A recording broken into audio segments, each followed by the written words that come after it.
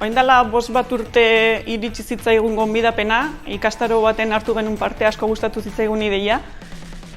Zaldibin elkartu ginen eskola dexente, eta horren ondorioz pixka bat azibilketa ingenuen baserritan, hemen herriko baserri askotatik ekarri zizkiguen azi desberdinen. Landatu indikeu eta zaintzen saiatu da eta lortu dugu. Eta hor dazkau pilo bat. Den bostin hor, ude bota eta erki. Eta batzuk kiskurtzen ez ezkigu eta oain horrekin gabiltzen muitzen da.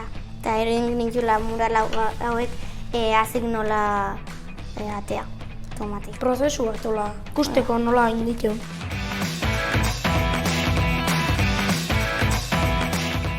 Gaur erindako perrexillo horrekin azik lortuko itxeu berrize, eta saren banatuko itxeu, beste eskolatakokin eta erranakin, gero aurre jarraitzeko asmotan.